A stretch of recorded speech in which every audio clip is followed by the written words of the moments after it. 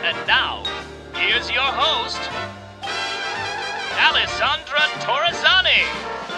Kate Anthony, welcome to Emotional Support. Kate, I can't tell you, I am so excited to have this conversation right now because while I am still married, and happily married, I Good. have such a wide range of listeners on the podcast, and I didn't realize how important kind of the dating side was of the people that were listening. So I've had a lot of dating experts on, and it like became very popular, and I was like, oh wow, people really are interested in this. And then I Right. writing in saying, right, but why aren't you ever talking about divorce? And I know that your podcast is about kind of like your journey and your story and everything like that, but this is something that happens. This is part of a mental health crisis for people. And I think that it's only fair that I share in my kind of journey as well of, while I'm not divorced and I'm not getting a divorce by any means, that thought definitely ruminated in my head of having a stress of a marriage when you are, postpartum and going through the struggles of a baby. And I just meet so many wonderful women that go through divorces within the first, I would say, 3 to 9 months postpartum. And I never Wow. realized how common that was. And so I wanted to talk all about divorce with the divorce expert, Kate Anthony. So Kate, welcome to the podcast. How did you become such a Thank divorce you. expert? Well, as with most things, it started with my own divorce journey. Sure. But I'm also the expert in making the decision, right? That's really where I'm also a divorce coach. I'm a high conflict divorce coach, and I work with women throughout the process. But really, where sort of my juice is in helping women make the decision, right? We get so confused, especially like, right, you're postpartum, like, what is it? Is it me? Yeah. Is it him? Is it this baby? Is it my hormones? Right. Is it my mental health? Is it his mental health? Right? Like, and there's so much stuff going on. But I mean, really, it was my experience going through divorce. I had a very, very volatile and emotionally abusive marriage. And I was just agonizing for years. This was back in 2006, 7, 8, right? When I was really agonizing over this. Right. We didn't have podcasts or Instagram or any of these amazing tools we have today. And I just knew that I was miserable and I didn't understand what was happening. Right. And then we got, finally I was like, I'm done. I can't do this anymore. And we managed to have a spectacular divorce. Wow. And which is a weird thing to say, but we were really like, okay. And I definitely think it was the luck of the draw for me that I was married to someone who, while he was emotionally abusive to me in the marriage, and to an extent beyond it, I really also was very lucky that I was divorcing someone who was willing to put everything aside and just focus on what's best for our son. And on a side note, how old was your son at this point? Well, he was 3.5 when we finally, when I finally called it. Right. But I had been questioning it for a long ass time. I was really lucky also that my ex-husband he was so hands-on as a dad, right? I didn't have any of that, like, domestic labor issues, or like, I was a stay-at-home mom at the time. He was working full-time, but he would come home, and it was partly by necessity. Our son had one of the worst cases of colic that Children's Hospital of LA had ever seen. Wow. And so, yeah, it was really bad. Like, they took us aside and they put us in a room and they said, we have seen really good people go really bad over this. Wow. What is your support system? Like, it was that bad. Yeah. And I was postpartum. And what were the signs? Like, the symptoms were just, he was screaming all night long. Screamed for 16 hours a day for almost 6 months. Oh my gosh, Kate. It was a holy nightmare. So literally my ex would get home and I would just like hand off, because I had been home for however many hours with a screaming baby. Like I couldn't leave the house. I couldn't put him in the car. I couldn't go grocery shopping. I couldn't do anything. And it was so exhausting. So he was really like hands on. Sure. And, you know, by necessity, although I do know a lot of men who aren't, who are like, well, that's your problem. Right. So anyway, you know, I went through this process and a lot of people were like, how did you guys do this? You guys were like the worst married couple. I mean, our marriage was, was so bad that, you know, we didn't hide it. Right. We were the couple that people were like really uncomfortable around. Wow.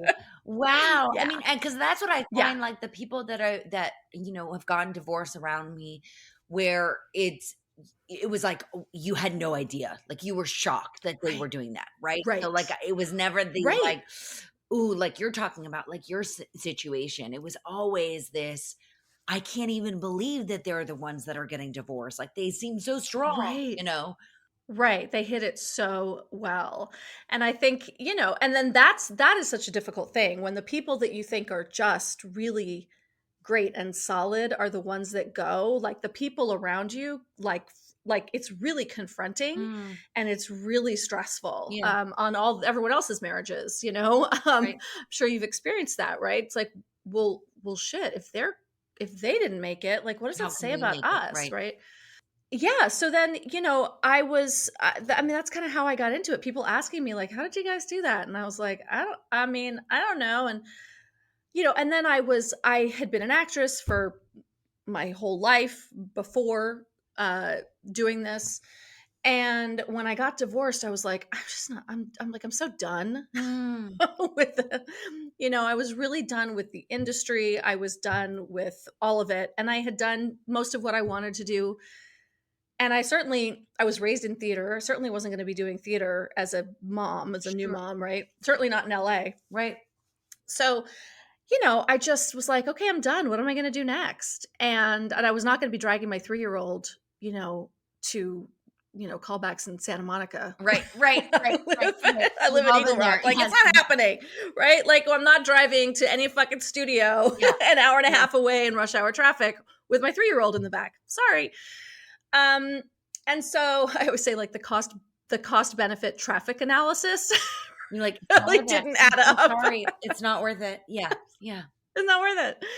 And so people were like, you should be a therapist. And I was like, oh no, no, that sounds terrible. Right.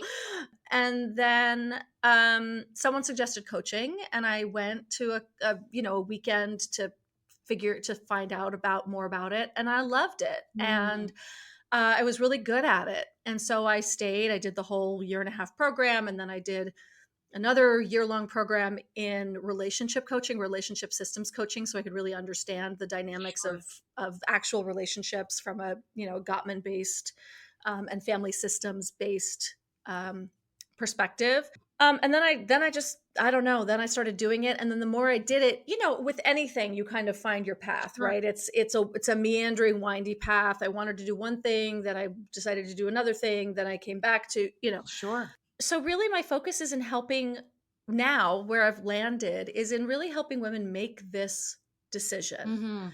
I have a book coming out called The D Word, Making the Ultimate Decision About Your Marriage. And so that's what it's, you know, really about. But it also goes through the entire process of divorce. Like, what does it look like, right? Because we often want to know on the other side, like, okay, what is my life going to look like? Is the grass actually going to be greener? Right. Like, or is this going to be a nightmare? And I feel like there's so many questions too when it comes to financial situations, like what's the 100%. stability going to look like? You know, if you have children, what is the custody going to look like? Like, I feel like there's so many unknowns, and I didn't realize, you know, you hear, it's so funny because I am a child of divorce, right? So you think I would know so much about this, but my parents, you know, got divorced when I was, you know, 15, 16 years old, didn't get it finalized for years after that. Like, so, I mean, for me, like it looks very different than the people in my life that are getting divorced with very young children, right?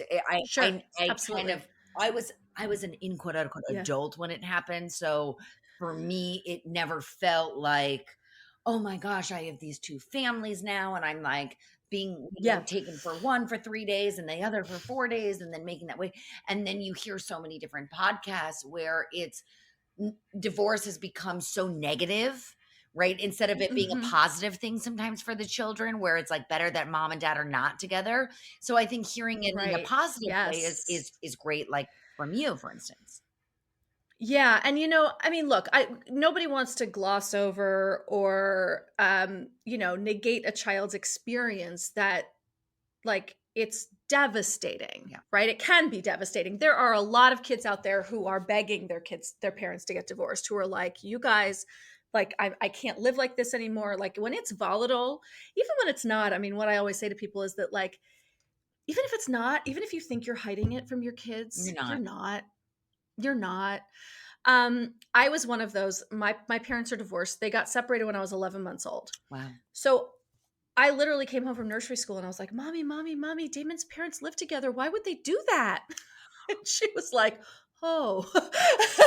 That's so funny. Why would they do that? Why would they do that? She was like, okay, so Yeah. Right. Wow, and do you feel like it was so since you are a child of divorce as well, and you've been in the situation where Yeah. you've been the child, and not just Mhm. the adult going through the divorce, do you find that it was better for you that your parent I wouldn't say better for you, but, like, do you find it was easier for you that you were so young when they got divorced opposed to maybe when you were, like, 10 or 15 or something like that? Like, where you didn't know any different? Yeah, sure. I didn't know any different. And I do think it's not as traumatic, right? If it's just the air you breathe and it's just the reality that you're born into or that, you're become conscious into, I think that's a lot better than the rift Mm, that a lot of parents, that happens to a lot of children. I have no idea whether what my life I can pretty much assess I could pretty much guess what my life would have been like had my parents been together. It would have been right, awful. right, And I have a lot of trauma over the fact that, my dad was not around.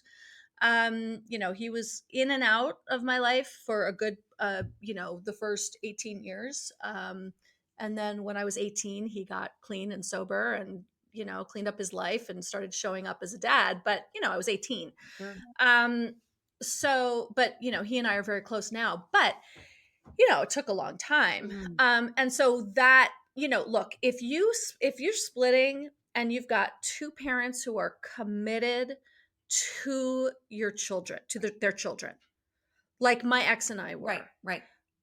We just put all our shit aside as much as possible, and it came up, it cropped up, and there were all sorts of, we've been divorced for 15 years, and now we're, very close. But there's been a, it's been a It's been a journey, I'll roller tell you. coaster, right? It's not simple. And I feel like we're living in this new world where, you hear of, the co-parenting and the what is it called? And I'm totally blanking because this is what happens to me with my mom brain. Conscious uncoupling. Thank you, conscious uncoupling. You're And you welcome. started hearing Hmm. this very popularly because of Gwyneth Paltrow and like this very Hmm. like cool, hip, like, oh my gosh, Chris Martin and Gwyneth Paltrow were doing it the cool way. And, Yeah. I think that it is really cool. Like if you can do that. But what about in situations when you literally despise the person that you're getting a divorce from and like Yeah. or they're just like not a good person. Like, what about for that Yeah. situation? Like, can you A maybe a touch on that 100%. situation? A Absolutely, that's what I do all day, every day. One of the things that I did not count on was that as my business progressed, I was gonna be dealing with more and more, domestic violence Wow. in all forms, right? We consider emotional abuse a form of domestic violence. Financial abuse is domestic violence. And so, there are all these forms that domestic violence takes, spiritual abuse, religious abuse, that all of that stuff, right? I had no idea that I Mhm. was going to encounter it so Much, much. right. And I really do. And to the point where I went and got certified as a domestic violence victims advocate because I needed to be responsible Mhm. for how I was, holding the lives of these women. Um, and the thing that I recommend for everybody, whether it's amicable or not, Mm, is that you start off with more of a what we call parallel parenting okay. relationship than co-parenting, Mm, right? Because co-parenting is like you're kind of taking this paradigm of the two of you together married, and then you're moving it over into the two of you together divorced. mm, And that can really impede your ability to individuate, to heal, all of the things, right? And so, and you're also can be making that decision mhm, to co-parent and be friends and do holidays together from a not a healed perspective, right. right? You're still, and so I know that's what I did, Mm, right? I was, frankly, I think I was too scared mm, to be like, I need this. I didn't even know it was an option, really, right? And so, uh, when I was able to, and it was in a colossally uh, bad, messy way sure. when I finally set that boundary, because there were ways in which the emotional abuse had followed us into our divorce. Wow. And I was still in this, I was still the victim. I was still the lightning rod. Right. Um and so I, in a very colossal and ugly and public way, I severed that. And we moved into a parallel parenting relationship, and it ended up being so much better because then I was able to heal Mm, and I was able to grow on my own and figure out who I was. And then when we came back together in more of a co parenting way, it was after years of healing. mhm, And so now I am someone who has really clear boundaries. mm, I am someone who he would not dare right. to like, and not because he's scared of me, but because he actually respects the boundaries that I've set. Sure. Sure. Um, and I wouldn't have been able to set those boundaries when I was still enmeshed with him. Mm, And what we tend to do is people get divorced, physically, legally, financially, but they don't do it emotionally.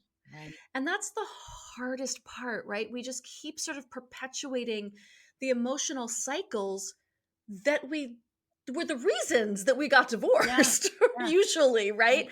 But like when you're co-parenting, when you're parents, you can't go no contact, you can't, sever this relationship. You've got, like, it has to keep going. Mhm, And there's not a really clear roadmap, and we're taught like, oh, conscious uncoupling and this is the way to go and all of these things. And I think it's great. It really is. It's wonderful if you can consciously uncouple while also individuating and setting your boundaries. Like, you can still uncouple in a way that is not ugly and doesn't put your kids in the middle of your bitterness and your nastiness, but also has clear boundaries where you can go and do the work that you need to do to heal your heart, mm. and learn who you are now. It's a balance. I love that, and I love that you say that it's a balance. I think another question that I have for you that has come up with a few people in my life that I'm not like super close with, but have when we've talked about these things, like it has come up where it's like, what about when you want to get a divorce, right? But this is when you have younger children, not when kids are like Hmm. already in school and stuff. But I feel like a lot Sure. of I'm gonna speak from the moms because I've only heard this from 2 Sure. moms, so I'm Go not for gonna it. say it from the dad. Yeah. Right. Um, Okay. you know, some of the moms are really concerned, like, "Hey, I don't wanna be in this relationship anymore. I can't handle this marriage anymore, and it's really bad, I know, going to be in the future, but the dad just truly can't take care of the kid, and I don't want a babysitter raise kid, or I don't want a nanny, or I don't want his family to be raising their Hmm. kids." What do you say Yeah. in that kind of situation? Because I haven't had any advice to give to Yeah. people where I'm like, I don't know. Yeah. Like I wouldn't either. Well, That's my thought. So it's like, what do you do in that situation where people are they're staying together for the kid per se, but maybe it's mhm. not the most healthy situation. So there are a few things that I say about that. First of all, 9 times out of 10, if they are, a capable human being, Mhm. um, they'll figure it out. Right. They really do. They figure it out. My ex-husband used to say, like, I did everything. I was a stay-at-home mom, Sure. right? And so I did everything. And then when we got divorced, I remember the very first birthday party that happened that fell on his weekend. And he was sending me all these like panic texts about like, what do I buy? I don't know what to get him. I don't know what to get the kid and a good birthday present. Oh my God. And Right. it was like the party was like in an hour. And I'm like, and I was determined not to do it for him. Right. And I said, you know what? You are an intelligent human being. I am sure you'll figure it out. Good for you. And he did. Right. You know, and by the way, there were times when he took my son to a birthday party without a present. And I had to sit on my hands because, and a lot of parents will be like, but then it reflects badly on your kid. And then your kid, Yeah. and I'm like, no, it doesn't. It reflects badly on him. Yeah. And you know what? He will be sufficiently shamed Yeah. and he won't do it again. Yeah. Right? It'll work itself out. But if you go to Target and you get the gift and you wrap it and then you bring it to his house so that he'll never figure it out. And then why are you getting divorced? What's the point? Right. And so 9 times out of 10, they do figure it out. And when they don't, look, you don't want a babysitter raising your kid or his family raising your child. And I get that. And also, there are things that you can work out, right? Like you can do a right of first refusal, which means that if they're not actually going to be available to parent, if they're going to hire a babysitter for, let's say you can stipulate more than 4 hours. Sure. If they're going to hire a babysitter, they have to call you first. Okay. I don't love that in parenting plans because often it's like, I'm going on a date on Friday night. And so I have to call you first to babysit. Now you know that he's going on a date and like, it's too enmeshed. It can be too messy. Sure. And also if you really don't think that he's gonna be parenting your child, then if the plan is that his family is going to take care of the child and you're not, then like maybe you actually get more custody. If that's a definitive plan, So there are ways to work around this. And I'm sure this is, and this is me not pointing out, this is me asking, I'm sure like a fingerprint, every divorce is unique to its own. Like I'm sure like 100%. there are a million different, things. And I never realized this, but like seeing how different things are in different states, in different countries, like it's just like crazy. It's wild. It's how different. Crazy. It's unbelievable that there is no, federal consistency, right? In this, every state is different. It can vary county to county. Wow. Like it's a nightmare. So, I guess what, the thing and yes, every divorce is different. And also there's like hardly anything I haven't heard at this point. There's like nothing there, there's nothing I haven't heard. It's very rare that someone tells me a story that surprises me at this point. Wow. But, one of the things that I think that if someone is saying, I don't want to leave because I'm worried that someone else is going to take care of my kid or he doesn't know how to parent and all of those things, I like to dig under that a little bit as a coach, right? I want to get underneath what that's really about because often there's some other underlying stuff that maybe that's masking, right? And a lot of it is, but I'm mom. Yeah. And I don't want to be away from my kid. Yeah. And when your kid is little, you're the mom of a small child. Like, can you imagine not seeing your kid half of the time? Honestly, I feel like that is like, I'm so, probably overprotective to the point where it's like, I will give up everything just to spend 5 minutes with my daughter. Like it gets me emotional. Like I could not imagine. Like I was talking to this girl and she was telling me this story of how, it was a wrongful court system and they, because of COVID, like they took the child, to the dad and not her. And like, just anyways, long story short, I've heard so many stories where parents are forced to not be around their kids because of X, Y, Oh and yeah. Z, and it's not anything bad. Oh And yeah. you're just like, oh my Oh God. yeah. You know what I mean? Like, I could It's not really imagine. it's really dangerous. The family court system. I mean, look, if there's any reason to try to work this out as amicably as possible, it's what happens in the family court system. It is an absolute shit show. It's dangerous. It does not support women. It's heavily biased towards men. There have been some terrifying studies done on this. And why? But why? Um, Like, is it because of the judges that are there? Like, what is it, like, because I feel like well, back in the day, it wasn't this most bad. Now it's crazy. Well, it's yeah, exactly. It is crazy. I think it's a number of reasons. First of all, most of the judges are, old white dudes. So Yeah. we'll start there. Yeah. Um, right. Um, it also because judges have family court judges, family court attorneys, for anyone in the family court system, nobody is required to have an ounce of domestic violence training. They have no training in recognizing the signs of domestic violence. They have no training in advocacy, and so you have so this is like mind Wow. blowing. But as soon as a woman, as soon as if a woman accuses her ex husband of domestic violence, her chances of losing custody of her children increases by something like, I don't have the numbers, but it's Oh my a God. lot. Oh my Yeah. God. Yeah. And so, right. And then if then he says, well, they claim this thing called parental alienation, which is a pseudoscience. It's not real. It's very dangerous. But the family court system doesn't know that. And what does that mean? What is it? Parental Yeah. alienation syndrome. It's basically an accusation.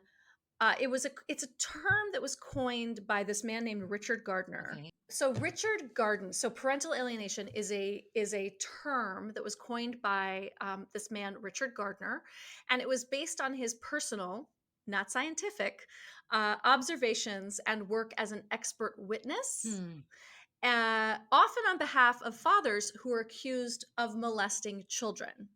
Wow. So, yeah. Uh-huh. So, and also, by the way, somewhere in this, he says that he talks about children seducing their fathers as if that's a thing, and that it's perfectly sort of somehow natural for fathers to be sexually attracted to their children. Oh. So this guy was essentially supporting the notion of pedophilia, but yet his work has become like law, not law, but like legal professionals will cite it at the syndrome that he made up in support of Oh, how pedophilia. sickening. Yeah. So but wait, there's more. So now, like, the fathers' rights movement has sort of taken over this term of parental alienation. Basically, that as soon as a woman claims, my child, my ex is an abuser, then the father says she's alienating me. And the reason my children don't want to be with me is that they've been alienated, not that they're scared of me or, right, I don't know how to parent them or anything like that. They've been brainwashed. So this woman, Joan Meyer, at George Washington University, she's a professor at GW. So she published a study entitled "Mapping Gender: Shedding Empirical Light on Family Court's Treatment of Cases Involving Abuse and Alienation." So her findings were that, first of all, when mothers make claims of domestic violence, they're credited by the court only 41% of the time, meaning that 51% of the time, women are not believed by the court.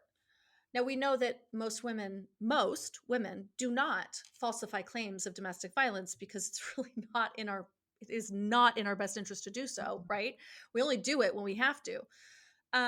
Only 27% of women who accuse men of child abuse are believed by the court, and accusations of child sexual abuse are credited by the court only 15% of the time.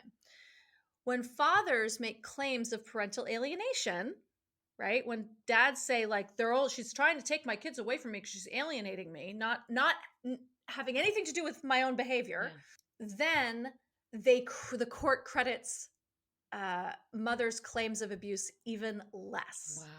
Wow.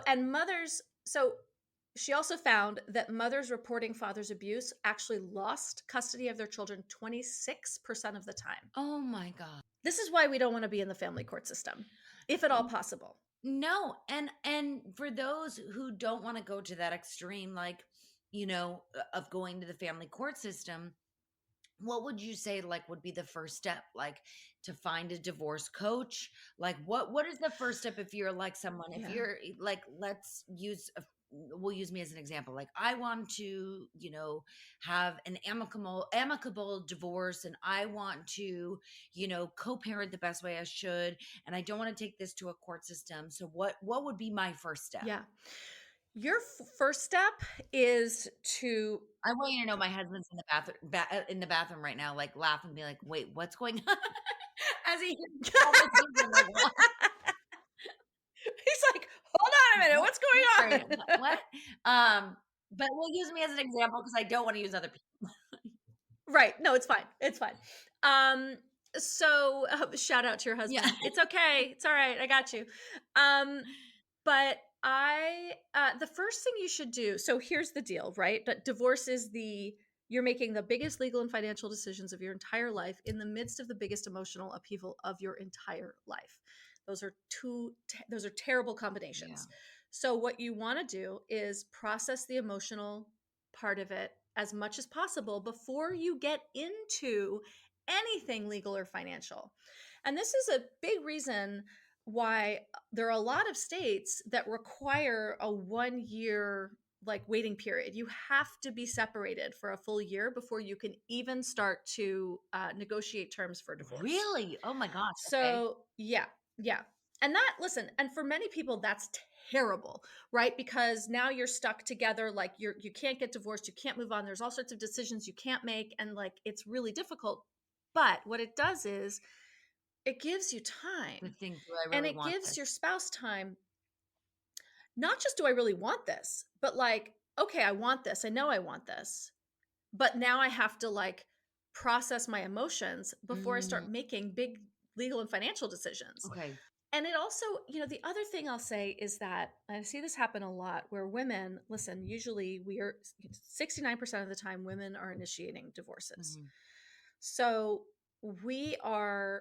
and by the time we get there, we've been done for a long time.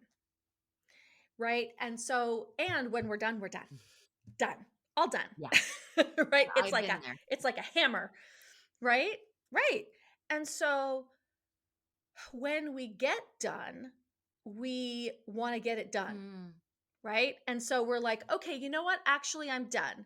And then no matter how many times you've told your spouse, your partner that you're getting close to being done, that, things are terrible, that you're unhappy, all of the things, when you're finally done, it is always a surprise. They never think it's coming. They never saw it coming. They're totally blindsided. And as disingenuous as that may feel, it's usually actually that is a valid and real experience for the other person. Right. So now you're done and you're like, let's get it done. Mm-hmm. But you got to give them some time and space. Because if you start pushing it, you're basically pushing them deeper into their rage, their, vengeance, their, defensive-ness, whatever it is. And you are more than likely going to end up in some sort of, litigious battle. Right. So give everybody space. Just give space to breathe. Once you impart the information, and there's a very specific way to do that, that I outline in my book. Having this, number of people that say, well, I've tried to tell him that I wanted a divorce, but he doesn't believe me, or he doesn't agree, or all of those things. This is not a conversation. This is a declaration. You are imparting information. You're not going to get an agreement. You're not going to get understanding. You're not going to get any permission. You're just letting him know that this is what's happening. But then once you do that, then you got to have some empathy for this person has to process this information. This is life-shattering information. And if you move too quickly into, figuring out who's going to keep the house and custody agreements and blah, blah, blah, blah, blah, all the shit that you're like ready to do. But if you push them too fast into it, it's going to be bad. Right. Bad, especially if you're with someone who may not be the best at processing their emotions. Which is a lot of people. And I think, and even if you are good at processing your emotions, it's such a different emotion and a different feeling than you've ever felt before. So it's like, Oh, you know, it isn't 100%. just a regular breakup. And I think when there's kids involved too, it just adds such a deeper level. Like I think I've realized, like, in this whole process of marriage and having a kid, like, to my friends who are not married yet, or to my friends who do not have kids yet, I'm like, if you want to have a kid, like, personally, in my opinion, I'm like, do it on your own. Like, it's great to have a partner to do it with.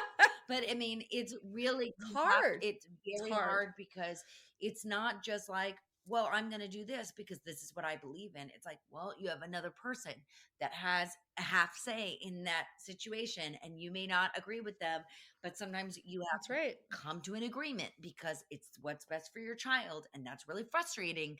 And it's really hard. Yeah. And I think that people don't, It's really hard. they don't realize that. And you almost like can't explain it unless you're in it. You can say it in Yeah, that's many right. different ways and many different terms, but like, Yeah. you're not going to get it unless you're really in it. You're in it for that long. Listen, 100%. You have got parenting and marriage makes you have to think so far beyond yourself in ways that you can't like simulate. No. Right? You can't, there's no simulation for this. And I mean, this is why I won't date anyone who hasn't been a parent. Interesting. Hasn't been married and been a parent, because first of all, like, I'm 52. Like, if you are in your 50s and you've not been married and have, like, that's great, but like, you have literally never had to live your life for anyone outside of yourself. Right. It's It's so funny that you say that. A friend of mine who has been divorced for a couple of years now, she was only dating guys who had never been married before, or maybe were engaged, or maybe married but never had kids, and she had a child. And she started dating this guy who had a few kids, and she's like, I used to be like, I would never date someone who had kids because I don't want to share kids, like, none of that. I have my kid, that's all I need. And she was like, it was the best decision that I ever made, because it's someone that understands. He gets it. That understands what it was like to be divorced, that understands what it's like to share custody, what understands how, like, guess what? I can't, like, see you tonight because I have my kid, and sorry, they're better than you. I'm sorry. Like, it's always going to be them first, and I think right. That's the thing, is that a parent, when if I say, like, my kid comes first to a parent, they're like, no shit. Yeah. Right. But if I say my kid comes first to anyone who's never experienced that, there's a jealousy or a defensiveness, and though they may say they understand it, but when push comes to shove, they don't get it. No, they don't get it at all. They don't. No, absolutely. They don't. Well, I was just going to say that we don't think about that when we're choosing a partner, right? We're not thinking about the level of sacrifice and compromise that we're going to have to make with this person, right? And I think it's really, we don't think about, like, is this person going to be capable of growing with me and stretching beyond what's comfortable to them, right? Because, it's so hard. It's so hard to find that match that's willing to be that flexible. And like you said, do shit that doesn't feel good for them because it's right for the family, or doesn't, or asks you to do something that doesn't feel right for you because it's best for the kid or the family, right? Yeah. The whole thing is very, very challenging. No, it's absolutely challenging. There was something that I read in your bio, and you were talking about, like, the geeky neuroscience behind divorce, and I absolutely love that.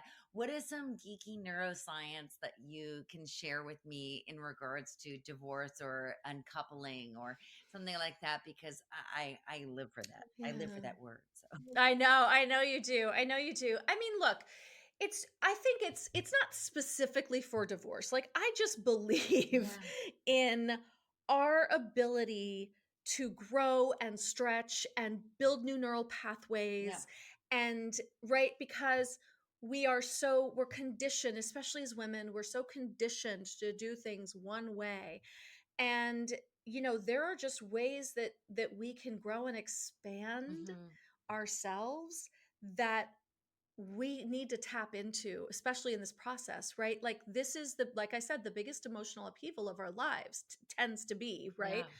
um and it's really important that we look at the decision making process, Right. not from like, what have I done up till this point, but what am I capable of doing? Mm. Am I capable of being a single parent? Yes, you Yeah. are. Am I capable of of doing this on my own? Am I right? How can I grow at my capacity as a human? Well, and the scariest, I think, for women, and something that I'm gonna ask you, because, you know, Hmm. uh, I'm an actress right now, and eh, Hmm. there was COVID, then there was pregnancy, then there was a SAG strike, so I have not worked for a while. Right. Like, okay, so we'll say that. It's been a Yeah, journey, right. I'll say, to say Right, the I least, to be know. honest, but it's one of those things where, so many women in my life and so many women that I find on social media, when I'm, on my algorithm, like looking of, what's the next step, like in my career, in my journey, in the sense of, am I capable of being a single mom? Am I capable of financially able to do that? There are so many women that I know, including myself, of being like, if I were to get divorced right now, like, I would be so scared, like, financially, like, how would I do it? Yeah. Like, and Yeah. what are This economy is a nightmare, by the way. and the Yeah. economy is an absolute fucking nightmare. And so, It's a well, fucking what's nightmare. some advice that maybe you would give to someone who was scared to get a divorce simply from the financial aspect of, like, what do I do Absolutely. with a career? Like, how do I Yeah. make money? I've been a Right. stay-at-home mom, you Yeah. know? Yeah. Yeah. I mean, there's a few things. First of all, I'm scared of getting divorced because I have financial, fears, right? I'm scared of financial insecurity. And then I'm scared of getting divorced because I literally don't think I can afford to pay rent in this economy. Yeah. Um, these are very valid, it's a very valid thing. Yeah. I know a lot of single moms right now who are really struggling, especially in LA. I mean, this is an insane place to live right now. Yeah. And and all major cities, New York, London, San Francisco, like, rents are stupid. Yeah. So I'm all for the community, like gathering women in community, if at all possible, to co-house. Sure. I think that model needs to come back. The village, all of that. I think, first of all, you should have a conversation with a CDFA, which is a certified divorce financial analyst. You need to run your numbers. A lot of women who are scared to get divorced because they think they can't afford it actually don't know how much they're going to have. Mm. They don't know that they can't afford it. They're scared that they can't afford it, but they actually have no idea. Very often you've got someone, a husband saying, if you leave, you're going to get nothing. Mhm. And that's just not the way the law works in most Right. states. Right. So, get the Mhm. facts. First, get the facts. Find out what your budget actually is, Sure. how much money you actually have in the bank. If you've been a stay-at-home mom, I suggest working in any way you possibly can. Um, it's if you're on Upwork or on or Etsy, whatever, any of the online things that you can Sure. do some work when when kids are asleep. Just start somewhere. um and see if it's literally you can't afford it, or if it's, I'm scared I can't afford Mhm. it. Mhm. If you literally can't afford it and you are safe, Mhm. if you are, emotionally, psychologically, physically, sexually, spiritually safe, then there are ways that you can, live together while you're separated, Mm. and really create a clear division in the house. I know, my ex and I had to live together for 6 months while we were separated, while we were trying to like figure shit out, right? And we just we divided one of us would sleep in the house, the other one would sleep out in the, the guest house. Right. And we would alternate nights. We would alternate nights out, right? We're both in 12-step programs, so we would just we would alternate nights going to our meetings and or nights out with friends. And that was a really good way to do it. You can figure out a co-parenting schedule in a house Sure. if as long as you're safe, like I said. There are options, but I mean, look, it's a reality right Sure. now, and especially for women. We are financially disenfranchised. We are, this economy has hit us really hard. Starting with COVID, we just lost so much money in that. And so, there are options, but also you want to get actual numbers and Yeah. actual I clarity love before that. you make that I decision. love that. Like actually figuring it out and seeing the truth of can I afford this? Can I not afford this? Like Mhm. I think that Right. that's phenomenal. Thank you for that advice. Yeah. Is there any other Yeah. advice before we wrap up that you would like to share, with my audience, something that Yeah. maybe you I mean, what I experienced that you wanted to share, with someone else? Yeah, I think that, the most important thing is, I'm not an advocate for divorce. I am an advocate for women being in healthy, happy Mhm. relationships. And I think the thing that often gets so lost with us is that you deserve to be happy. Yeah. You deserve to live a life that you own. Mhm. And, Yeah. and so if that's not happening for you, I have, again, not to shamelessly plug my book, but here's my book, The D That's what you're Word. here for, girl. Right. I'm shamelessly plugging my book, The D Word, Making the Ultimate Decision About Your Marriage. It starts with the self-work, Mm. right? Because we focus so much on the other person and what they're doing wrong, and is what they're doing wrong enough to justify blah blah blah blah blah, right? I want you to start with the self-work, because I want you to know, if is it your marriage that's making you unhappy? Do you, do you have mental health issues that need to be addressed, right? Are all of the things, like, we have to do the self-work first, and then we can look at the other person. Um, that's what I want for everybody. And if you're listening to this podcast, my guess is that's what you're doing anyway. Yeah, yeah. Right? And that it really does begin with you.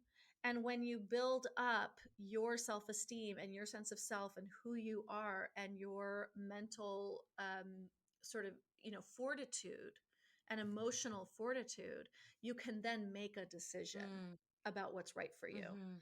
But the most important thing is that you live a life. Like, this is it, guys. This is it.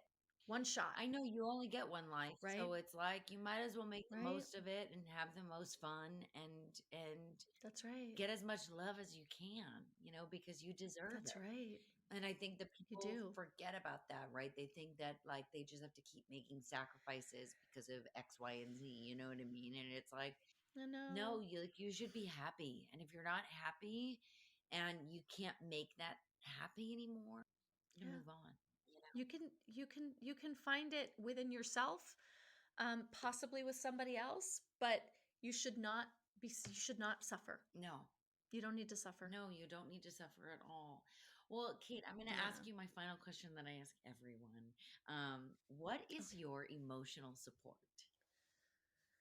Ugh, my friends. Oh, I love I mean, my that. therapist. Yes. Well, let me count down. Yeah.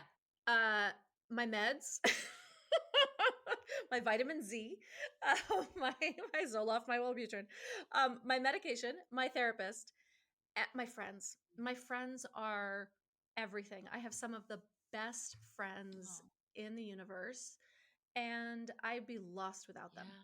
Truly lost without Yeah. them. And I think it's only possible for me to have had these friendships because of the work that I've done on myself to be the person who's able to give and receive in that Sure. way. Sure. Oh, that's Yeah. so wonderful. Oh, I just, I love that so much. I'm thinking of one question that I want to go back to really quickly before I forget. And since you bring it up, Mhm. since this is a mental health podcast and we talk about, me living with bipolar disorder all day, every day, and you're talking about your mental health, something that Yeah. that comes up a lot in in kind of when I was pregnant and with the postpartum was there's such a big fear of women sharing their mental illness and their mental health and them struggling and feeling really dark and feeling heavy and maybe even suicidal and all these things, where they are afraid to go to a hospital to share this because they're afraid of losing Mm. their baby or having their baby taken away. Right.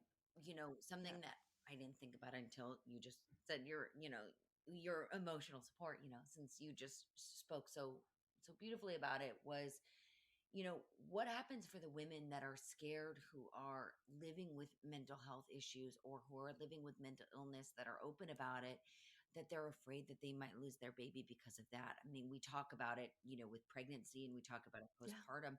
What about with divorce? Like what about Yeah. that? So, fortunately, I think that we have definitely turned a cultural corner.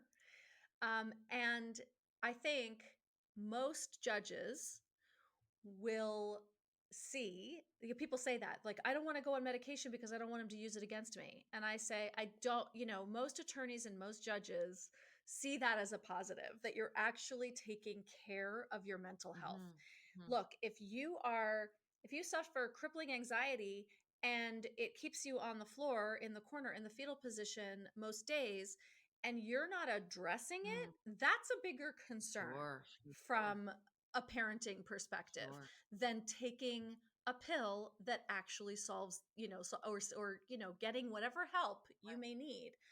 Um, and so I think that we've turned a cultural corner where people are finally starting to see getting help for your mental health Is a issues good thing. um, is a good thing. Right. It shows that you're like actually handling shit. Right. Right. Right. You're not ignoring it. Yeah. So I that is, yeah, if someone's going to use that against you, what I advise my clients and anyone else to say is, yes, your honor, I have struggled with mental illness and here is the list of all the help that I've been getting that is helping me function and I'm fine. Sure. Right. And I'm thriving. Thank you very I'm much. thriving, thank you very much, because I'm taking care of it, Right. you Right. know? Right. And I I sort of would, then there could be a little like I'm sad that my ex-husband doesn't seem to uh, take advantage of these opportunities for Right. himself. Right. Right. And then turn the switch on them. Oh my gosh. Well, thank you so much. Yeah, I love that. And Kate, what you are doing, you're helping so many people out. And I'm so happy that you came on this podcast because beyond people always writing me and friends asking this question, about divorce, it's something that I'm curious about because it's something that I've gone through. I am a child of divorce and it's something that, I dealt with as an older kid. I never really understood it as a younger kid, so I didn't know what that would be like. So you've just explained everything so beautifully, and I hope and I know that you have helped so many people, and I just hope that so many people from this podcast get such joy and benefit from it. And I'm so excited because I Thanks, will be Sally. on your podcast and we can talk all Yay! about mental health I can't wait. and being a child of Yep. divorce. And so I'm very excited about that. So, how can everyone find your book, listen to your podcast, follow along? Thank you so much. First of all, it was so great having this conversation with you. You're awesome, and I'm so excited to have you on my show. So, yay. Everything about me is at kateanthony.com. You can find my link to my book there as well. The book is available everywhere. It's called The D Word, Making the Ultimate Decision About Your Marriage. And I am on Instagram at The Divorce Survival Guide. And my podcast is The Divorce Survival Guide Oh, Podcast. I love it. I'm so excited. And I will have the link to everything in the show notes so everyone can find it easily and seamlessly. So thank you so much.